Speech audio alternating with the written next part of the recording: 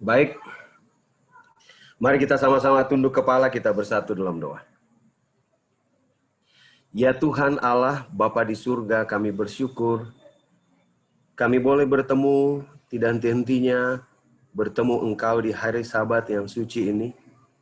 Karena kami sadar kami ada hingga saat ini karena Engkau. Dan kami ingin mempelajari sedikit dari pengetahuan Alkitab tentang Engkau. Siapalah kami orang berdosa yang bisa mengerti Engkau dengan segala rencanamu jika Roh-Mu tidak hadir di hati kami. Itu sebabnya kami memohon ya Tuhan, hadirlah di dalam pikiran dan seluruh kehidupan kami saat ini melalui kuasa Roh Kudus, dan buat kami mengerti setiap bagian demi bagian yang kami pelajari tentang begitu besar kasih dan cinta-Mu kepada kami umat manusia yang begitu besar dosa-dosanya. Tuhan, berdirilah di depan dan sembunyikanlah hamba-Mu di belakang. Apapun yang keluar dari mulut hamba, biarlah bukan datang dari diri hamba, tetapi hanya datang dari Tuhan saja. Di dalam nama Yesus Kristus Tuhan dan Juru Selamat kami berdoa dan mengucap syukur. Amin. Baik, saudara-saudara yang kekasih dalam Tuhan, saya akan berbagi slide dengan Anda. Saudara, saya akan kirim slide ini ke chat box. Saya juga akan kirim slide-slide yang lain tentang Ka'bah ke chat box, supaya saudara bisa pelajari, karena sesungguhnya belajar tentang Ka'bah ini butuh waktu 1 semester. Cukup lama. Itu sebabnya saya coba ambil inti dari pekabaran ini, tapi bahan-bahan yang lain tentang makna setiap perlengkapan, makna setiap kebaktian atau acara yang diadakan, saya akan kirim juga kepada Anda, supaya Anda bisa belajar sendiri. Saya senang berbagi, karena saya dapat dari Tuhan gratis, dan saya juga harus bagi kepada saudara gratis. Dan saya harap saudara juga bagi buat orang lain gratis. Baik, saudara-saudara boleh perhatikan dengan seksama judul pembahasan kita. Gambaran Yesus di dalam bait suci. Saudara-saudara, jika saya bicara ada suara berisik, teriak-teriak anak di tempat kami, mohon maaf. Karena saya tinggal di apartemen lantai 1, jadi kalau berisik itu sudah hal normal. Baik, mari kita lanjutkan saudaraku. Ayat inti kita diambil dari Keluaran 25 ayat 8. Suruhlah bangsa itu membuat sebuah kemah untukku, supaya aku dapat tinggal di tengah mereka. Saudara, waktu saya baca ayat ini dan saya renungkan, siapalah Allah yang mau tinggal di kemah? Sedangkan manusia saja pergi pasang tenda, kalau acara-acara perkemahan, rasa enggan itu muncul. Tapi Anda baca ayat ini, suruhlah bangsa itu membuat sebuah kemah untukku. Allah yang tidak terbatas ingin membatasi dirinya demi tinggal dengan manusia. Saudara lihat, Allah kita Allah yang sangat-sangat luar biasa. Pada waktu Adam dan Hawa jatuh dalam dosa, yang menangis oleh karena terpisah sesungguhnya bukan Adam dan Hawa. Allah. Allah sedih oleh karena makhluk yang diciptakan oleh tangannya sendiri harus memilih berpisah dari dia. Namun saudara lihat, Allah berusaha selalu menjalin hubungan komunikasi dengan manusia itu. Seringkali kalau kita ada konflik dengan kekasih, dengan suami, dengan istri, dengan kakak, dengan adik, dengan sahabat, kita akan tunggu yang salah yang harus ngomong duluan. Tetapi Allah tidak. Allah selalu yang berinisiatif pertama untuk mencari umat manusia. Dan di dalam ayat ini, konsep Immanuel itu terlihat dengan jelas. Allah beserta dengan kita. Saudara-saudara, pertanyaan saya kepada saudara semua untuk jemaat Cenli dan tamu. Kalau waktu kedatangan Yesus tiba, kita tahu sudah tidak lama lagi. Ayo, semua kita sudah mengerti situasi yang terjadi saat ini, saudara. Ya, orang Advent diberikan karunia khusus untuk pergi mengabarkan pekabaran 3 malaikat kepada semua orang di dunia ini. Dan kita tahu bahwa Yesus tidak lama lagi akan datang. Menempel kata Advent itu dalam diri kita, menunggu kedatangan Yesus. Kalau ada orang Advent yang tidak sadar bahwa Yesus mau datang, ada yang salah dengan dia. Nah, pertanyaan saya, selamatkah Anda dan saya bila Yesus tiba? Dapatkah kita mencari jalan keselamatan dan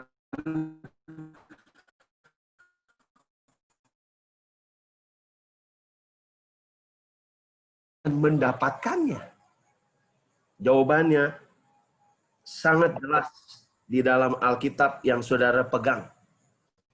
Ada. Allah punya jalan keselamatan bagi Anda dan saya. Nah, apakah jalan keselamatan yang Allah katakan? Apakah seperti gambar-gambar di atas ini? Manusia sudah lihat bahwa dunia ini tidak nyaman untuk jadi tempat tinggal, sehingga manusia berpikir, mari kita pindah ke Mars. Sudah ada rencana untuk pergi ke Mars dan tinggal di sana. Ya, karena bumi ini sudah tidak nyaman.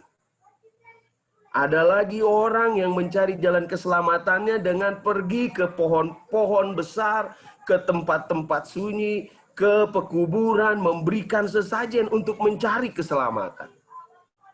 Ada juga yang mencari keselamatan pergi askese, mengasingkan diri. Ada yang pergi ke peramal untuk tanya bagaimana. Apa kata Alkitab? Apakah orang-orang ini punya jaminan bahwa mereka pasti akan selamat? Tidak. Mereka tidak mengerti jalan keselamatan. Alkitab jelas menunjukkan kepada Anda dan saya apa itu jalan keselamatan.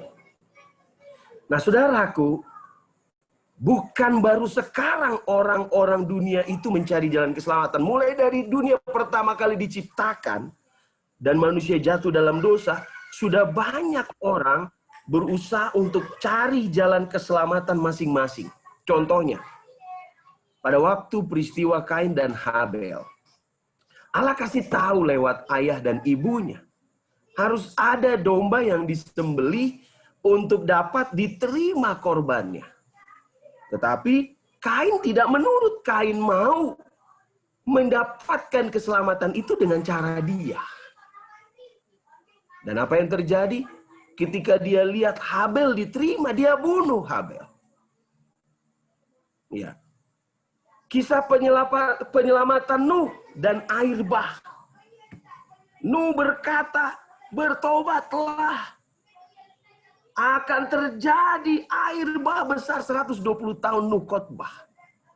Tapi tidak ada orang yang mau mendengarkannya. Ya. 8 orang yang selamat. Karena mereka berusaha mencari cara selamat dengan usahanya sendiri.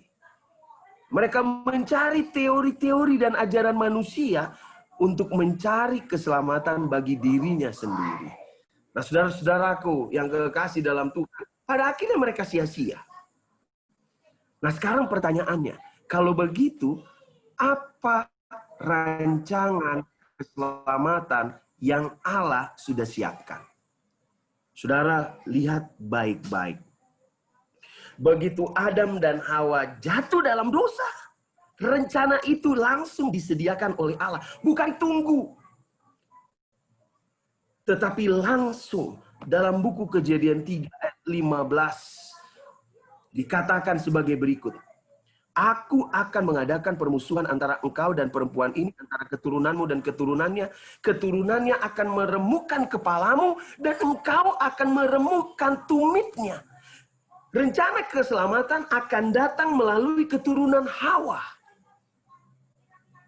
Dan itu digenapi 2000 tahun kemudian. 4000 tahun kemudian. Pada waktu Yesus lahir.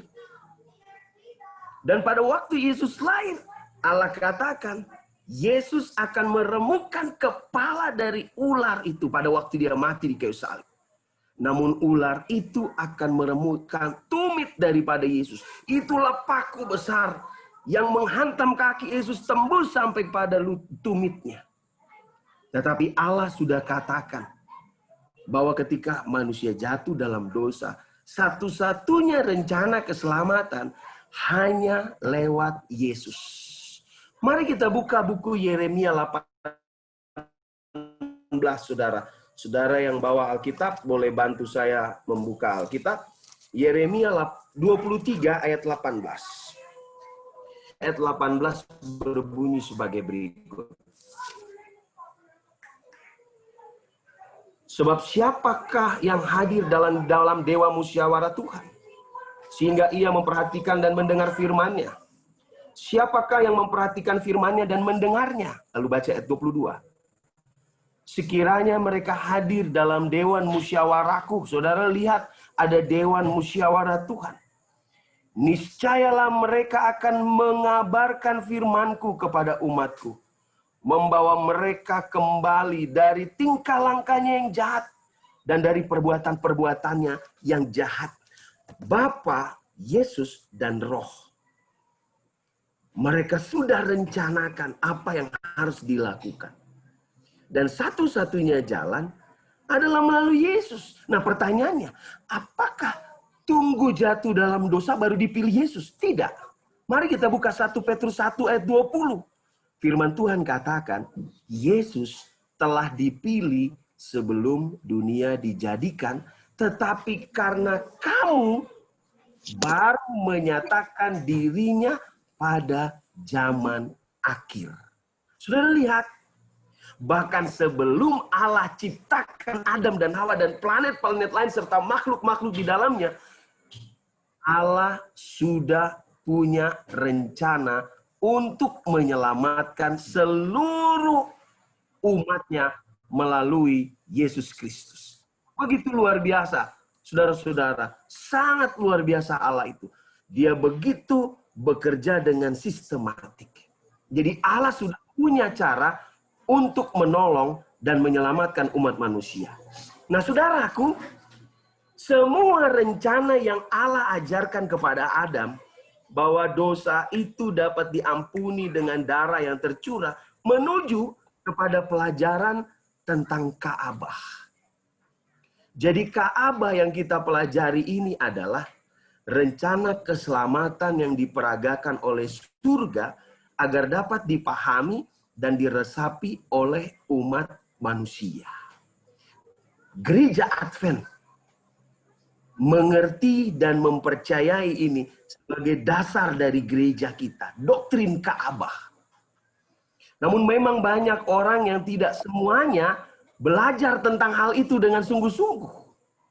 Padahal kalau kita belajar itu dengan sungguh-sungguh, kita akan mengerti rencana keselamatan itu dengan baik. Bahkan kita akan tahu bagaimana Allah mengatur semuanya tepat pada waktunya. Bahkan kedatangannya pun diatur tepat pada waktunya. Nah sekarang, bagaimana caranya rencana keselamatan lewat Ka'bah dirancang oleh Allah? Bukankah Ka'bah itu baru muncul setelah di zaman Musa? Apakah yang terjadi sebelum Musa? Dan bukankah sekarang kita hidup tidak ada lagi Ka'bah? Nah sekarang pertanyaannya, bagaimanakah rancangan keselamatan yang dipelajari lewat Ka'bah itu yang kita boleh belajar di zaman kita sekarang ini? Apakah berubah-ubah rencana itu lewat Ka'bah? Saudara-saudara, Ibrani 8 ayat 5 mengatakan begini. Pelayanan mereka adalah gambaran dari bayangan dari apa yang ada di surga. Saudara lihat. Jadi rencana keselamatan itu melalui pengorbanan domba, melalui upacara khotbah, melalui upacara grafirat, dan semuanya itu adalah lambang dari apa yang ada di surga. Sama seperti yang diberitahukan kepada Musa ketika ia hendak mendirikan kemah. Kemah ini maksudnya bait suci. Tempat di mana Tuhan katakan, aku mau tinggal. Ingatlah, demikianlah firman-Nya, bahwa engkau membuat semuanya itu menurut contoh yang telah ditunjukkan kepadamu di atas gunung itu. Saudaraku, jadi apa yang Musa tulis dalam buku Keluaran 25-40, bahkan buku di buku Imamat, dan proses-proses upacara itu, saudara perhatikan, itu dimulai dari Musa dikasih lihat Allah apa yang ada di surga. Nah Allah itu Allah yang sangat murah hati. Dia mau umatnya tahu dan mengerti situasi ini. Sehingga tidak ada seorang pun di antara umat Tuhan berkata, bagaimana caranya supaya aku bisa masuk surga? Allah sudah kasih tahu semuanya itu. Saudara perhatikan. Rencana keselamatan sepanjang zaman. Sebelum ada bait suci yang dibuat Musa, rencana keselamatan itu bentuknya sederhana. Adam memperagakan itu lewat apa yang Allah telah ajarkan di Taman Eden. Begitu dia jatuh dalam dosa, maka ada domba yang disembelih, yang kulitnya dipakai untuk menjadi jubah mereka. Dan dia katakan kepada keturunannya di awal, kita harus lakukan itu jika kita mau diampuni oleh Tuhan. Peragaannya lewat mezbah. Dan itu terjadi sampai zaman Abraham. Sebelum Ka'bah dan setelah Musa, Allah rubah modelnya. Mulai lebih lengkap. Penghayatannya ada di sana. Mulai ada kemahnya.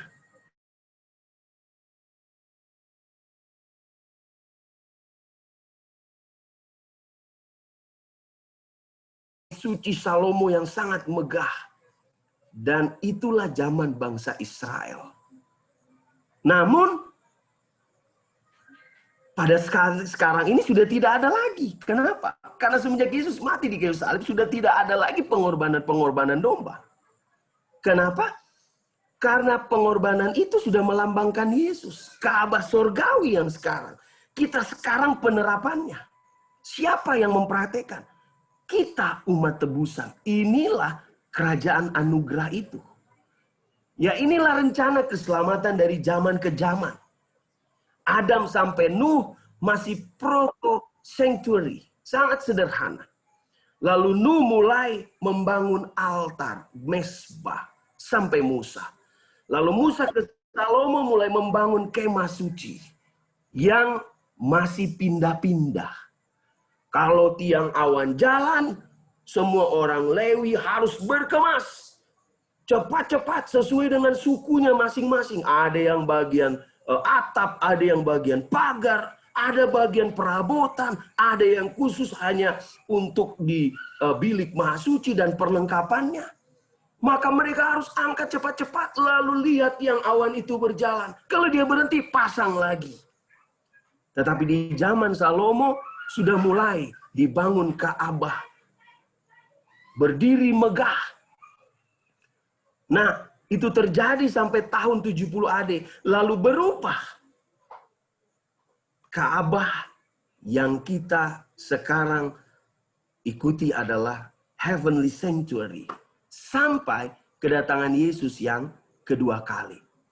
Terlalu banyak kalau saya mau bahas saudaraku, yang sebenarnya kita bisa bahas. Tapi kalau saudara mau belajar lebih teliti tentang pembahasan Ka'bah, dan yang membuat saudara lebih kuat dalam pengetahuan akan Yesus, akan Tuhan, dan akan rencana keselamatan, saudara bisa baca buku Keluaran 25-30, buku Imamat, buku Ibrani pasal 7-10, buku Kemenangan Akhir, ya.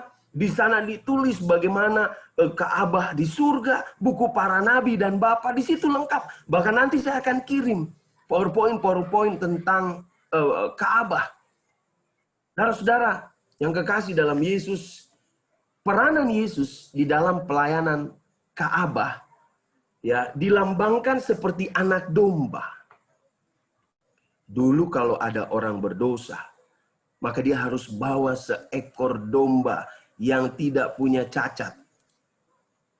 Sampai di depan pagar dia bertemu nanti dan di dekat mezbah pembakaran. Dia sendiri yang sembelih itu. Tapi dia harus menyatakan semua dosa-dosanya. Saudara bisa baca ayat-ayat referensinya dalam buku Kejadian, Yohanes, Yeskiel, Wahyu 1 Korintus. Dan prosesnya terjadi di bilik yang suci. Darahnya ditampung sedikit. Lalu yang lain dibuang. Tapi bukan sembarangan, ada prosesnya. Itu maknanya adalah peragaan simbolis terbaik untuk proses pengalian hukuman serta penebusan manusia berdosa. Seharusnya orang itu yang harus terima hukuman mati. Tapi Allah sangat baik. Allah menggantikan proses itu kepada domba yang pada waktu itu kita tahu dilambangkan dengan Yesus. Dan di saat yang sama itulah Yesus punya proses. Dia adalah anak domba, namun di saat yang sama dia adalah imam besar. Ayat-ayat referensinya Anda bisa baca. Dia juga yang mendamaikan kita dengan Bapa di surga. Dan sejak lewat nubuatan 2300 pagi dan petang, 1844, peranan di bilik yang maha suci itu dilakukan di surga. Itulah cara yang terbaik bagi proses pendamaian dan pemulihan untuk umat Allah. Bukan hanya untuk orang Israel. Tapi kita orang Israel rohani. Ini meneguhkan iman, keyakinan kita yang lemah dan tidak berdaya. Lihat saudaraku. Hanya lewat Yesus yang dilambangkan dengan domba, di saat yang sama dilambangkan dengan imam besar itu. Saudara, apa keuntungannya sore hari ini saudara dengar pelajaran ini? Saudara boleh buka Galatia 1 ayat 6 sampai 8. Mari kita buka saudara-saudara Galatia 1 ayat 6 sampai ayat 8. Dikatakan sebagai berikut. Aku heran bahwa kamu begitu lekas berbalik daripada dia. Siapa dia? Yesus yang oleh kasih karunia Kristus telah memanggil kamu dan mengikuti semua Injil lain. Kita begitu gampang, mudah percaya kepada yang lain. Ayat 7, yang sebenarnya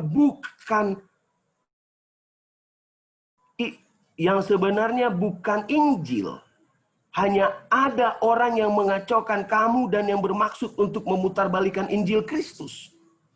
Tetapi sekalipun kami atau seorang malaikat dari surga yang memberitakan kamu suatu Injil yang berbeda dengan Injil yang telah kami takan kepadamu, terkutuklah dia.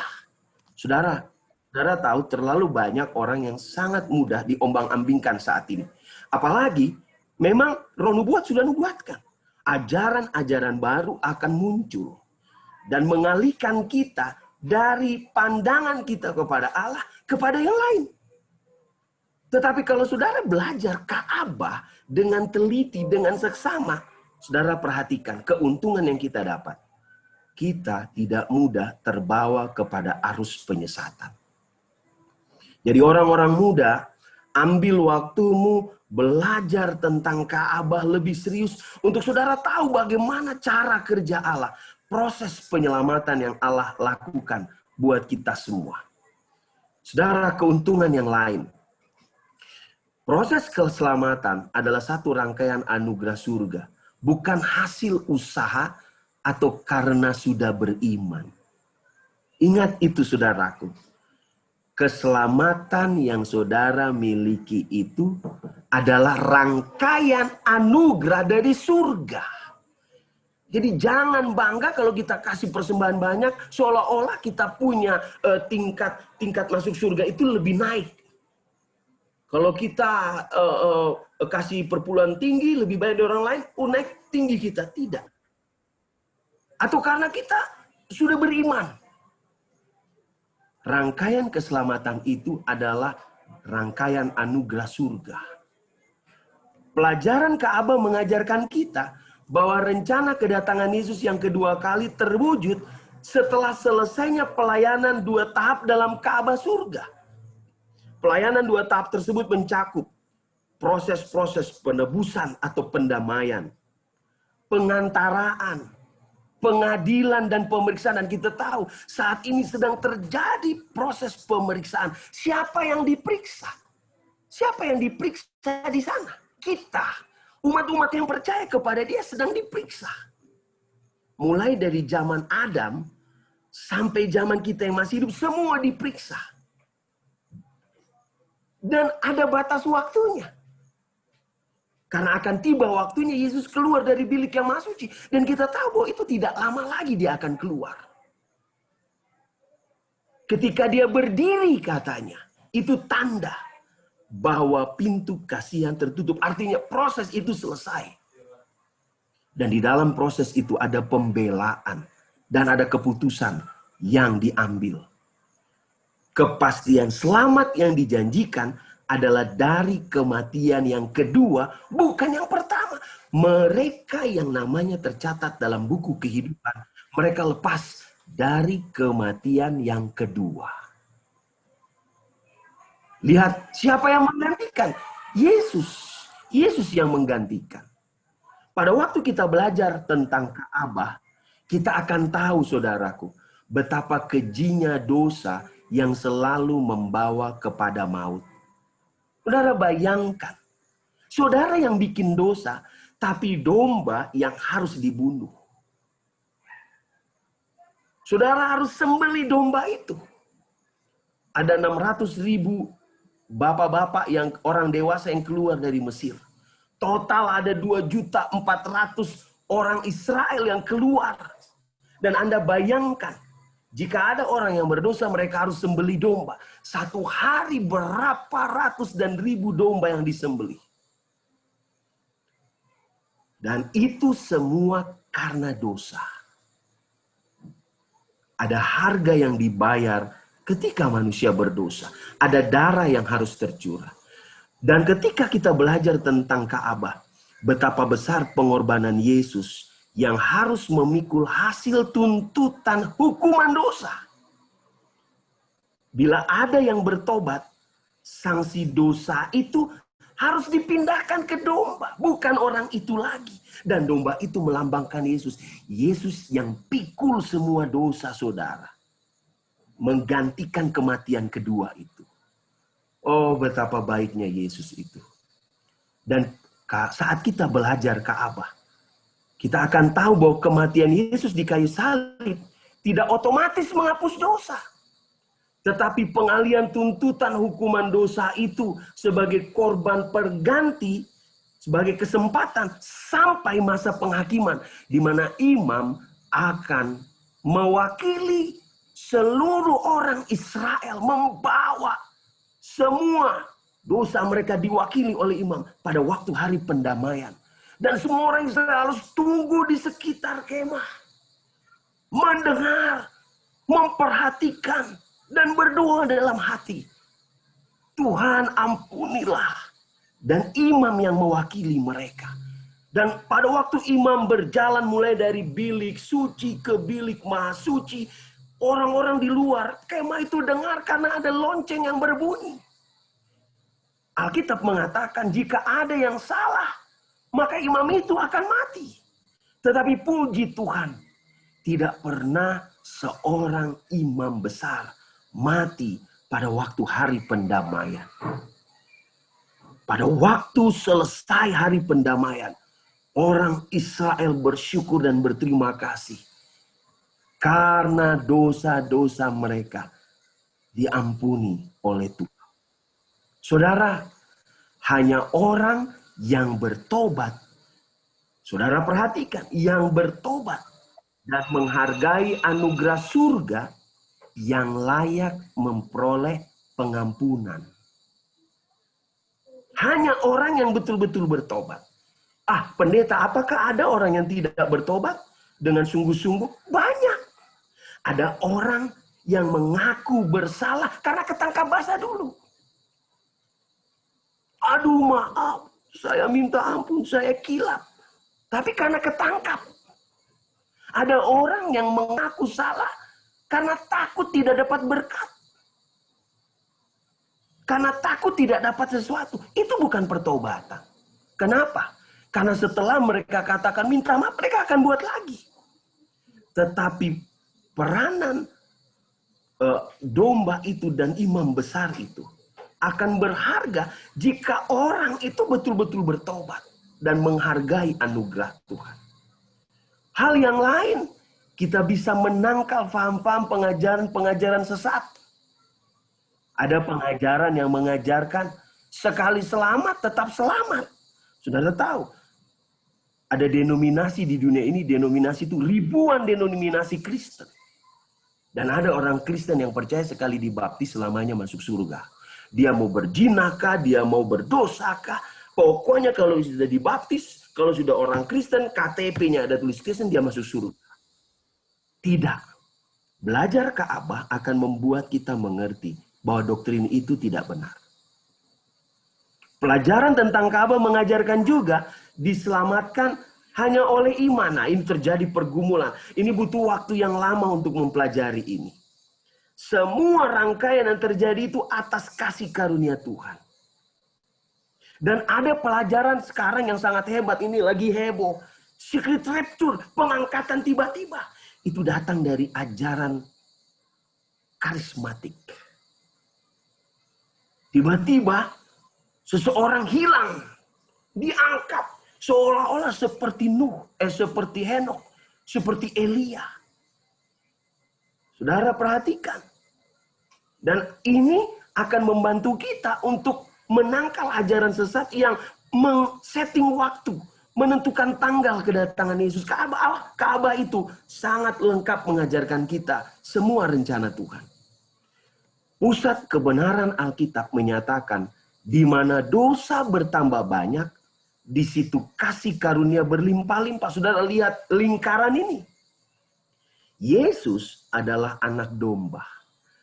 Namun di dalam pelajaran tentang itu kita belajar tentang kekudusan Allah di dalam Ka'bah. Kita belajar tentang pemulihan dunia, milenium, penghakiman dan pengadilan. Yesus adalah imam besar. Keselamatan melalui iman, iblis dan dosa, hukum Allah, semua lengkap saat kita mempelajari akan Ka'bah. Nah saudara,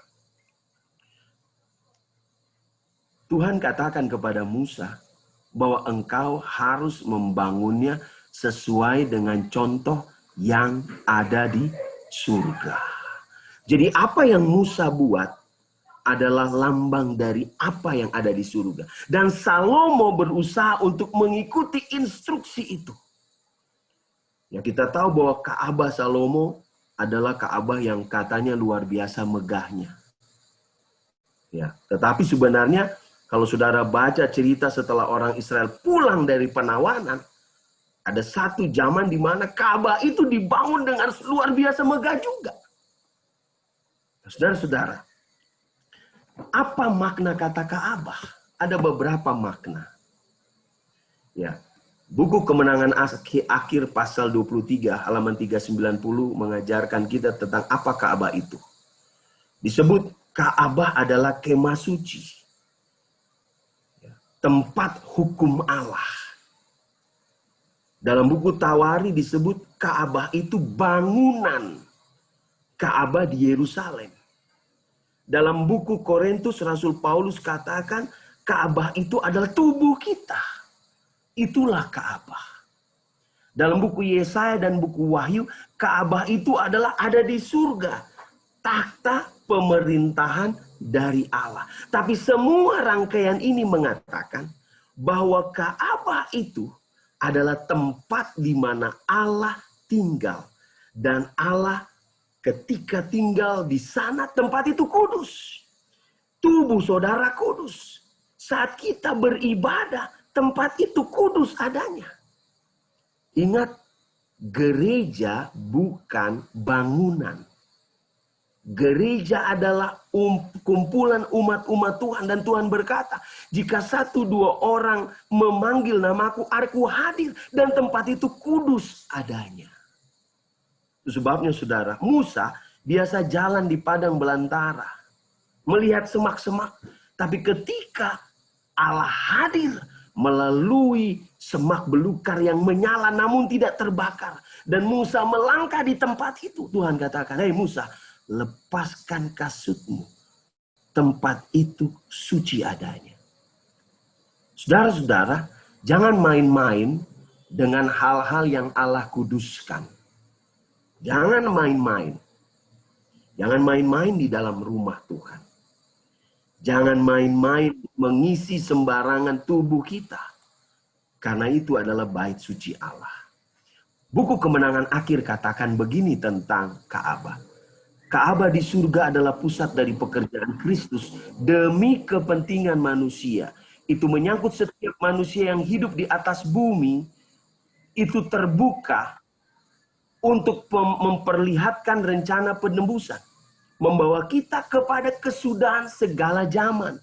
Dan menyingkapkan hasil pertikaian antara kebenaran dan dosa. Saudara perhatikan kalimat itu. Ya, menyingkapkan hasil pertikaian antara kebenaran dan dosa. Sangatlah penting bagi semua kita menyelidiki dengan seksama pokok-pokok persoalan ini. Dan sanggup memberi jawab kepada setiap orang yang menanyakan mereka tentang pengharapan yang ada pada mereka. Buku Evangelism katakan, pekerjaan Kristus di dalam kemah suci sorgawi adalah dasar iman kita. Roh Nubuat katakan dalam buku Kemenangan Akhir, Ka'bah dunia dengan segala upacara mengajarkan kebenaran penting tentang Ka'bah surgawi. Dan upacara yang diselenggarakan di sana adalah demi keselamatan manusia. Pembicaraan tentang Ka'bah adalah kunci pembuka rahasia kekecewaan 1844. Kita tahu bahwa ada masa kekecewaan yang pernah terjadi di dalam kekristenan. Ketika segerombolan orang menentukan tanggal kedatangan Yesus, tepatnya 22 Oktober 1844. Dan mereka sudah meninggalkan rumahnya, meninggalkan kebunnya, pergi ke atas satu bukit menantikan kedatangan Yesus bersama William Miller. Tetapi ternyata Yesus tidak datang di tempat itu. Yesus tidak datang di saat itu. Dan menghasilkan 3 jenis umat Tuhan. Yang pertama, orang yang tidak percaya lagi kedatangan Yesus. Yang kedua, orang yang percaya kepada Yesus namun terus menentukan waktu kedatangannya. Dan yang ketiga, inilah Ellen G. White dengan teman-temannya. Ketika Oktober dia kecewa, Desember 1844, Tuhan kasih khayal pertama untuk dia. Mereka adalah orang-orang yang tekun mempelajari Alkitab. Dan pada waktu mereka mempelajari bahwa akhir 2300 pagi dan petang adalah bukan waktu kedatangan Yesus, mereka sadar itu adalah proses imam besar memulai penyucian, mewakili dosa umat manusia. Dan 1844 mereka tahu bahwa Yesus sudah masuk di bilik maha suci untuk menjadi pengantara umat manusia. Lihat saudara, Ka'bah, pelajaran tentang Ka'bah membuka pikiran kita bahwa semua waktu Tuhan atur dengan tepat. Ibrani 9 ayat 28 mengatakan, Demikian pula Kristus hanya satu kali saja mengorbankan dirinya untuk menanggung dosa banyak orang. Sesudah itu ia akan menyatakan dirinya sekali lagi tanpa menanggung dosa untuk menganugerahkan keselamatan kepada mereka yang menantikan dia. Saat ini Yesus sedang menjadi imam. Masih ada kesempatan untuk menyelesaikan semua dosa-dosa kita. Masih ada waktu. Kita punya kesempatan untuk mengakui dosa kita dan minta Tuhan bantu kita untuk memiliki tabiat seperti Kristus dalam hidup kita. Saudara, rencana itu diwujudkan, didahului di dalam nubuatan Daniel 9 ayat 25 sampai 26. Maupun peragaan kejadian ke buku Kejadian 22 ayat 7 sampai 8 dan Yohanes 1 ayat 29. Pada keesokan harinya, Yohanes melihat Yesus datang kepadanya dan ia berkata, "Lihatlah anak domba yang menghapus dosa dunia." Saudara tahu di kitab Daniel, Allah memberikan waktu 70 kali 7 kepada orang Israel. Kita tahu semua makna itu. Kita tidak punya waktu ceritakan lengkap di sini. Tetapi rencana itu membuka pikiran para pengikut William Miller yang tetap mau menyelidiki Alkitab, termasuk Ellen White, untuk mengerti bahwa 2300 dan 300 pagi dan petang di akhir itu bukan waktu kedatangan Yesus. Tetapi Yesus masuk di bilik yang maha suci. Nah saudara-saudara, Yesuslah lambang sebenarnya dari setiap domba yang tersembelih. Jadi tahukah Anda ketika kita jatuh dalam dosa, mereka seperti menyembelih Yesus berulang-ulang dalam hidup mereka. Betapa keji dan jahatnya dosa itu. Pada waktu Allah meminta kepada Abraham untuk mempersembahkan anaknya. Anaknya jalan dengan Abraham menuju bukit tempat pengorbanan. Lalu anaknya tanya kepada ayahnya, "Bapak, di sini sudah ada api, di sini udah ada kayu. Di mana anak domba itu?" Sahut Abraham, "Allah yang akan menyediakan anak domba itu untuk korban bakaran baginya, anakku." Saudara tahu cerita tentang Abraham mempersembahkan anaknya, dan ketika dia sudah angkat pisau untuk menyembelih, tangannya dipegang dan malaikat Tuhan katakan, "Sesungguhnya aku tahu bahwa engkau mengasihi aku lebih daripada anakmu." Domba itu ada di sana. Itu menceritakan tentang Yesus. Bapa memberikan Yesus anaknya untuk mati bagi saudara dan saya. Tadi pagi saya khotbah di gereja, satu gereja yang sempat ada diskusi. Pertanyaannya adalah, kenapa Yesus berkata Eloi, Eloi lama sabachthani sebelum dia menghadapi kematian? "Allahku, Allahku, mengapa engkau meninggalkan aku?" Saudara tahu, proses itu harus Yesus jalani sendiri. Bapa tidak bisa menolong dia. Dia berada di kayu salib. Dosa manusia menutupi wajahnya melihat Bapa. Dan seolah-olah Yesus sendirian menghadapi situasi itu. Saudara, kalau baca buku Pena Inspirasi, mulai dari malam Yesus ditangkap dan Yesus berdoa di Taman Getsemani, beberapa malaikat berkata kepada Bapa, "Bolehkah kami turun untuk membantu Yesus? Menggantikan Yesus?" Tetapi Bapa katakan tidak. Yesus harus menjalaninya sendiri. Karena kalau Yesus tidak mengalami proses itu, mohon maaf, sia-sialah kita yang beribadah setiap Sabat. Yesus alami itu sendirian. Sehingga dia berkata, "Eloi, Eloi lama sabachthani." Allahku, Allah, Bapa, kenapa engkau meninggalkan aku? Dialah domba itu. Saudara lihat, dan itu dilambangkan dalam proses ibadah di Ka'bah. Yesuslah korban pengganti, Yesuslah korban penebusan, Yesuslah korban pendamaian, Yesuslah korban pemulihan. Inilah konsep-konsep pengorbanan kalau kita baca pada waktu proses upacara Ka'bah. Ada korban-korban yang harus disiapkan. Dan semua korban-korban itu menunjuk kepada Yesus. Tidak ada yang lain. Kalau imam buat salah harus ada korban. Kalau seorang ayah buat salah, kalau orang biasa buat salah, siapapun yang buat salah harus ada korban. Dan semua itu menunjuk kepada Yesus Kristus. Saudara perhatikan upacara di Sinai. Alat pengajaran yang disajikan agar senantiasa diresapi dan diimani. Tempat pendamaian antara Allah dan umatnya. Saudara perhatikan, semua itu menuntun kepada Yesus. Mulai dari awal masuk dari pintu Ka'bah. Mulai dari domba disembelih, mulai dari dibakar, mulai dari darah dibawa masuk di bilik suci, darah dipercikan. Lalu pada 1 tahun sekali imam masuk di bilik maha suci, menghadap kepada Allah. Karena Allah ada katanya di bilik maha suci, di tabut perjanjian. Semua melambangkan Yesus. Semua upacara korban melambangkan Dia. Saudara perhatikan, saya tulis dalam ringkasan ini. Proses pemindahan dosa dari lingkungan dosa dunia dan proses penghapusan dosa dari kepada lingkungan yang tidak berdosa. Orang berdosa harus bawa domba, pergi ke kemah suci.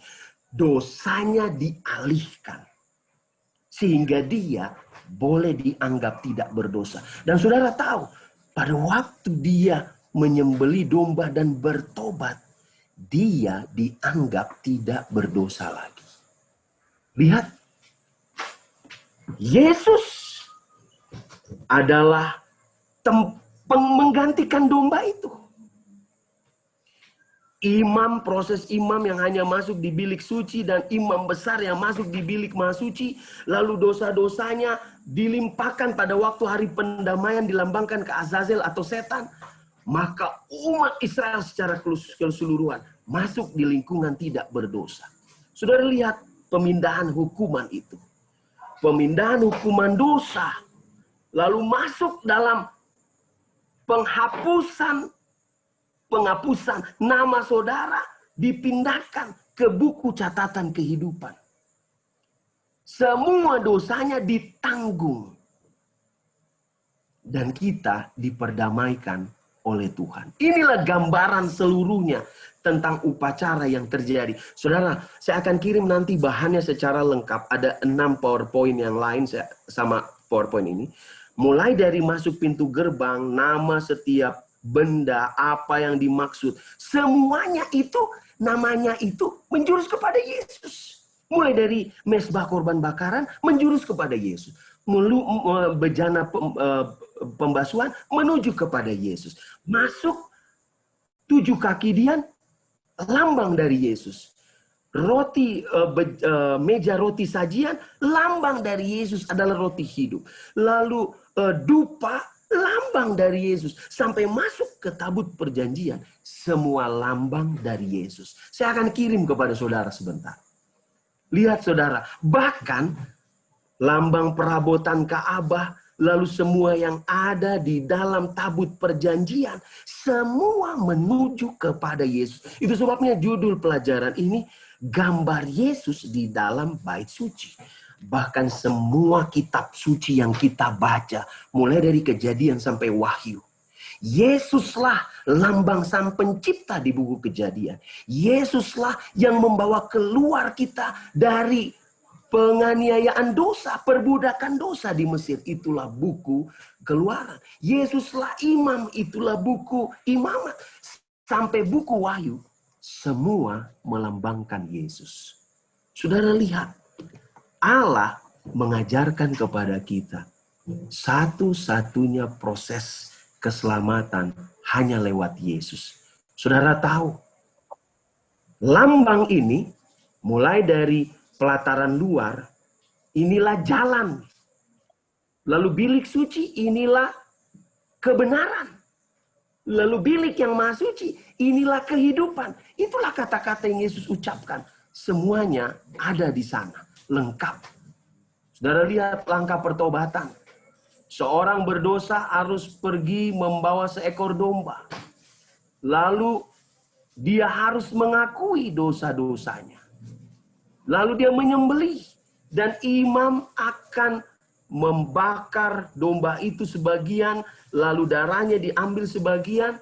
Lalu akan memercikannya. Orang yang tidak mampu, dia tidak bisa bawa domba, dia boleh gantikan. Ya, saudara-saudara. Dan dipindahkan dosanya itu. Inilah lambang proses pemindahan hukuman dosa kepada Yesus yang adalah anak domba. Dan korban pagi dan petang melambangkan perlunya penyerahan setiap hari dan ketergantungan terhadap proses penebusan. Kenapa kita harus ada ibadah pagi dan petang? Dulu di bangsa Israel, mezbah pagi dan petang itu harus ada. Kenapa di rumah tangga kita harus ada mezbah pagi dan petang? Worship pagi dan petang. Anda mahasiswa yang pernah kuliah di Unai, kenapa saya harus bangunkan Anda setiap pagi, harus ingatkan Anda setiap sore untuk ibadah pagi dan petang? Inilah proses mengingatkan kita kembali. Kita hidup, kita ada. Kalau bukan karena Yesus, kita tidak akan bisa menjalani semuanya. Lihat saudara, ini semua pemindahan catatan dosa. Lambang proses pemindahan catatan kehidupan penuh dosa kepada keselamatan hidup. Dalam buku kitab kehidupan berarti saudara beroleh pengampunan dosa. Kenapa? Karena Yesus yang mengambil pikulan itu. Dan proses penghapusan dosa pada waktu hari pendamaian semua tertuju kepada Yesus semua. Sekali setahun haruslah Harun mengadakan pendamaian di atas tanduk-tanduknya. Dengan darah korban penghapus dosa. Membawa pendamaian. Haruslah ia sekali setahun mengadakan pendamaian bagi mezbah itu di antara kamu turun-temurun. Itulah barang maha kudus bagi Tuhan. Setiap tahun pada hari raya pendamaian dilakukan proses penghapusan dosa dengan meletakkan tangan ke atas kepala kambing Azazel yang akan diusir ke hutan, ke padang belantara. Saudara perhatikan kutipan ini. Sebelum saya akhiri pembahasan ini karena saya lihat waktunya sudah lewat. Saudara perhatikan. Buku Kemenangan akhir katakan, di dalam bilik yang maha suci terdapatlah hukumnya sebagai ukuran kebenaran dan batu ujian umat manusia. Peti penyimpanan 2 loh batu itu ditutup dengan takhta kemurahan. Di sanalah Kristus mempersembahkan darahnya demi umat manusia. Inilah yang melambangkan gabungan keadilan dan kemurahan. Ingat, Allah maha kasih. Tetapi jangan lupa, Allah juga maha adil. Dan di tempat bilik yang maha suci, disitulah gabungan keadilan dan kemurahan Allah hadir dalam rencana keselamatan manusia. Hanya kebijaksanaan ilahi sajalah yang dapat merancangnya dan kuasanya lah yang dapat melaksanakannya. Inilah rahasia kemurahan yang diinginkan oleh para malaikat untuk melihatnya. Yaitu Allah bertindak adil untuk membenarkan orang-orang berdosa yang sudah bertobat. Sambil membaharui hubungannya dengan umat manusia yang sudah jatuh dalam dosa. Bahwa Kristus harus turun ke bumi untuk mengangkat manusia yang tidak terhitung jumlahnya dari jurang kebinasaan dan menyalut mereka dengan jubah putih kebenarannya sendiri, mempersatukan mereka dengan malaikat-malaikat yang belum pernah jatuh lalu tinggal di hadapan Allah selama. Saudara perhatikan, Allah, Yesus mengambil posisi saudara lalu membuat saudara yang harusnya tidak layak di sana. Namun saudara mendapat pengampunan dan proses itu kita belajar dari pelajaran tentang Ka'bah. Namun Allah tidak melalaikan hukumnya. Hukumnya tetap ada. Namun kasihnya ada. Jadi 2 itu berdiri pada waktu kita belajar Ka'bah. Keadilan dan kasih Allah tetap ada di sana. Keseimbangan dalam menuntun rencana keselamatan Allah sudah perhitungkan. Saudara, Imamat 5 ayat 9. sedikit darah dari korban penghapus dosa itu haruslah dipercikkannya ke dinding mesbah, tetapi darah selebihnya haruslah ditekan keluar pada bagian bawah mesbah. Itulah korban penghapus dosa. Ada dua ruang pelayanan untuk proses pengampunan. Proses pemindahan catatan dan akibat dosa. Ya, saudara perhatikan. Di sana ada dua proses yang terjadi. Proses kasih adalah saudara diampuni. Tetapi proses keadilannya harus ada darah yang tercurah. Darah Kristus sementara itu harus membebaskan orang berdosa yang bertobat dari tuntutan hukum. Itu tidaklah menghapus dosa. Dosa akan tetap tercatat dalam Ka'bah sampai penebusan yang terakhir. Demikian juga di dalam upacara simbolis darah korban dari dosa memindahkan dosa dari orang bertobat. Tetapi itu tetap ada di dalam Ka'bah sampai kepada hari Grafirat. Pada waktu hari Grafirat, saudaraku, semuanya disucikan. Setelah kenaikannya, juru selamat kita harus memulai pekerjaannya sebagai imam besar. Sebagaimana pelayanan Kristus terdiri atas dua bagian di tempat yang berbeda. Di dalam Ka'bah surga, demikian juga pelayanan simbolis terdiri atas dua bagian. Upacara harian dan upacara tahunan. Ya, ada upacara harian dan ada hari Grafirat. Upacara harian dan upacara tahunan, dan untuk masing-masing upacara ini telah disediakan satu ruangan. Upacara harian hanya masuk di bilik suci, tetapi upacara tahunan hanya imam besar yang bisa masuk sampai ke bilik maha suci. Dan disitulah proses pengampunan seluruh dosa umat manusia diselesaikan. Dan ingat, tidak bisa imam biasa, harus imam besar. Dan imam besar itu melambangkan Yesus Kristus. Saudara perhatikan bahwa Ka'bah di bumi mengikuti apa yang dirancang di surga. Menunjukkan pelayanan Yesus di surga. Dan saat ini Yesus sedang dalam proses menjadi imam besar. Mengantarai dosa kita semua. Ada satu orang menangis tadi malam, telepon saya. Dia punya sakit yang sangat-sangat parah. Dia menangis dan dia berkata, apa yang harus saya lakukan? Saya hanya katakan kepadanya, percayakah kamu kepada Yesus?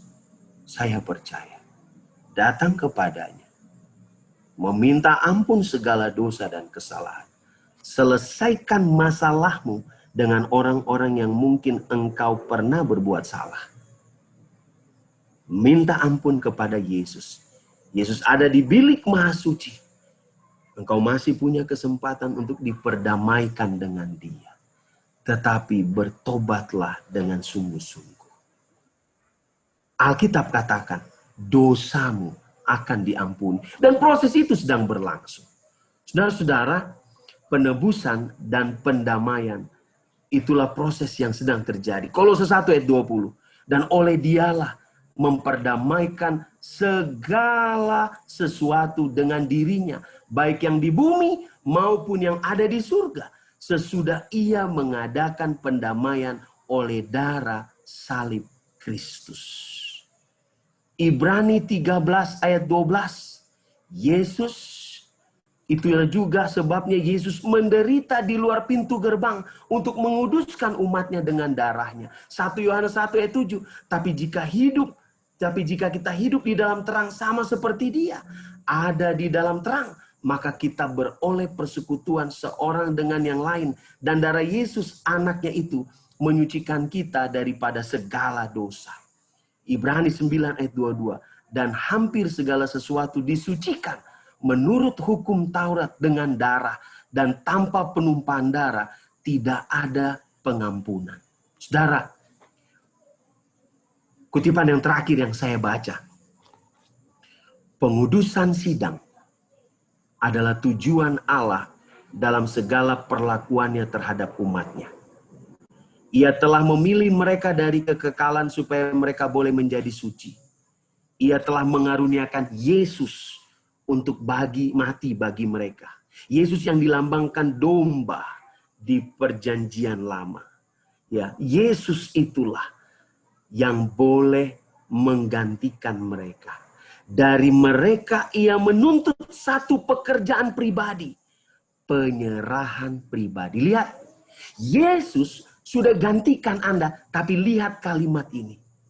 Allah menuntut saudara dan saya penyerahan yang sungguh-sungguh kepada Tuhan. Bukan setengah-setengah.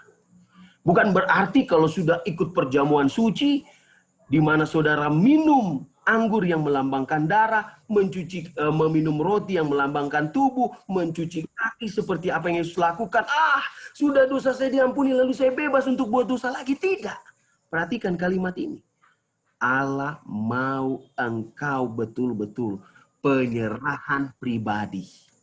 Allah dapat dihormati oleh mereka yang mengaku percaya kepadanya hanya, tolong perhatikan, bila mana mereka disesuaikan dengan petanya dan dikendalikan oleh rohnya. Saudara punya dosa diampuni oleh Allah, tetapi Allah minta hidup saudara diserahkan kepada Allah. Dan yang kedua, hidup saudara dikendalikan oleh Allah. Maka apa yang terjadi? Dengan demikian, sebagaimana saksi-saksi bagi juru selamat, mereka boleh memberitahukan apa yang dapat diperbuat oleh anugerah ilahi bagi mereka. Baik, saudara-saudara, saya pikir masih ada lagi slide-nya, tetapi saya pikir waktunya sekarang sudah 5:30 di sana. Mungkin ada acara yang lain. Saya akan kirim, mungkin ada tanya jawab silakan, tapi saya akan kirim bahan itu sekarang di chat box supaya saudara bisa belajar lebih detail tentang bait suci.